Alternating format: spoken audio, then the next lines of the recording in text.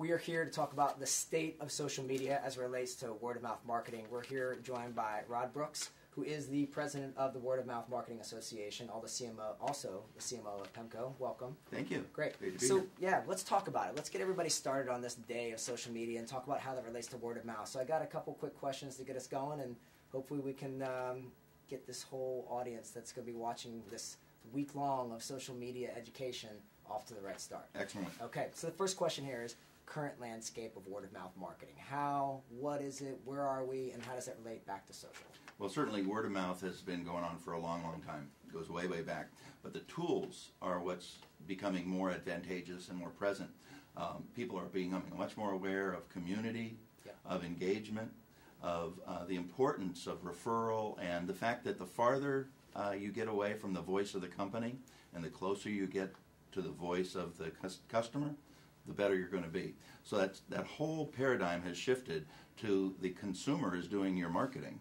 And people are a lot more aware of that when you're working for a brand. I love it. You got to start really listening to your customers again, because Absolutely. you just can't get away with it anymore. That's Absolutely. Great. So the second big question is trends, usage trends. What's happening out there? Give us a sense for where we're headed here in 2011. Well, I think 11 and 12, it's I think about awareness to advocacy is kind of a landscape that I talk about when old school marketers, they were about awareness and then perception, and ultimately they took people right up to selection, and they were kind of done. Yeah. And now they have to push the curve past selection to referral, then loyalty, and then into advocacy.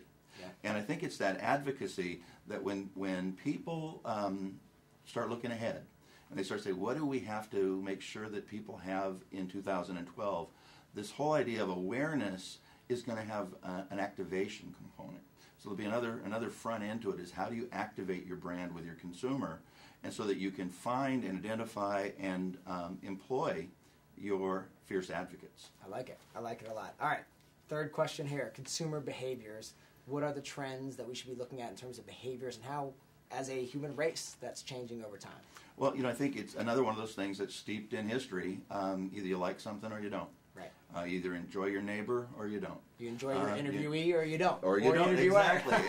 And I'm having a blast. So same. That's good. So what I think you can say right now is that people are liking things. Good. Literally. Right. There's a Facebook like button on every page of every blog, of every medium out there. And I think that's just a very typical thing that you're going to see people more and more engaged in the act of saying, I like this. I love the positive attribute of that. They only can like something. They Right. can't say I hate it, right? Right. They don't say so I don't. we're I all just thinking like positive. I like. Yeah. And I think that might change. Right. I actually do, because I think there's going to be a hate button. Well, I don't know if there'll be a hate button, but I know that that people talk about, and it's just what is it? Negative reviews outpace positive reviews, Right.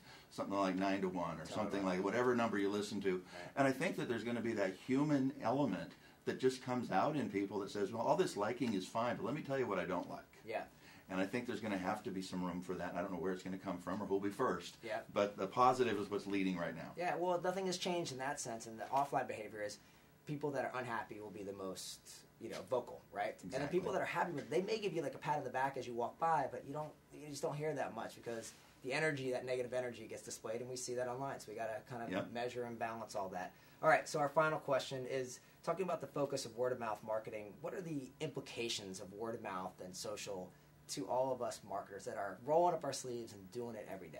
Well, can I give you just an example from our business? Please. As a chief marketing officer, I've established the BHAG, the big, hairy, audacious goal, that we will never have to advertise for a lead again. Wow. And I see that on our horizon, maybe 2013, 2014. Yeah. And all those battlefields that take place on Broadcast Mountain and Direct Mail Hill and all those things, those are important. They're going to be around. Yeah. But I really believe that the kind of growth a marketer is going to experience in the future is really going to be a referral-based program. Now, that doesn't mean we won't advertise. It says we don't have to advertise for a lead again. Right. And I think that's what's coming around. The other key point, Aaron, for me is to think about the fact that, when you say social media, and if I'm making a presentation downstairs and say, what do you tell me about social media? Most people go Facebook, Twitter. Right. And I tell them, I say, social media is a noun. Yeah.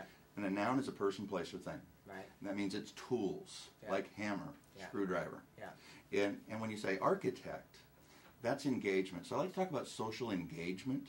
and it falls under that bigger umbrella that our organization holds dear, which is the whole word of mouth marketing, both online and offline. And the critical success will be in the integration.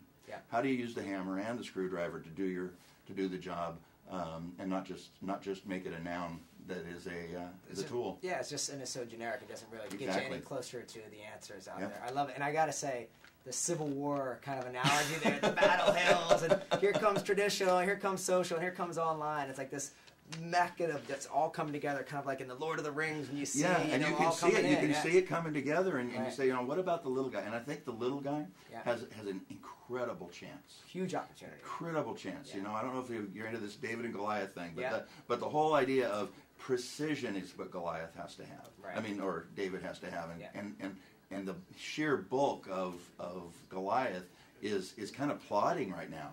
So the little guys that are nimble and that are adapting, I think we have a real fighting chance. I agree. Social media is for the Davids of the world for now. Absolutely. Exactly. Terrific. Enjoyed it. Enjoyed the conversation. And we'll be back very soon.